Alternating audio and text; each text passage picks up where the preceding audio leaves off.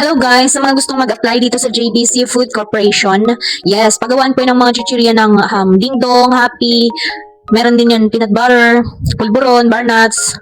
Yes, yan po yung mga pagawaan ng JBC Food Corporation. So, kung gusto niyo mag-apply guys, sabihin niyo lang sa akin kasi may link ako niyan. Ito kasi yung pinakaunang pabrikang napasukan ko without experience. Kaming dalawa ng asawa ko, malaking naipon namin dito kasi guys, minimum rate na po yan. Minimum yung sasahurin mo, 8 hours 695, 8 hours yun.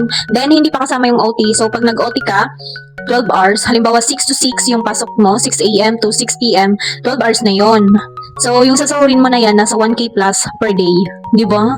So napakalaking tulong guys kapag nag-apply sa mga factory. And yung sahod niyan is every week. Yes, every week pong sasahod. So, yung sahuran dyan is every Thursday. Yes po. So, kung gusto mo mag-apply, i-message nyo lang ako guys.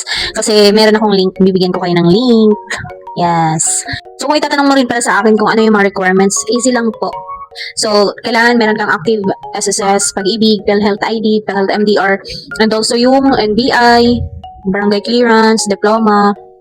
Yes. Di ba madali lang yan guys, lalo kung dito ka sa Maynila mag-asikaso niyan, wala yung bayad kasi kukuha ka lang na first time job seeker kung wala ka pang experience sa trabaho. Kasi po ganyan yung amin eh.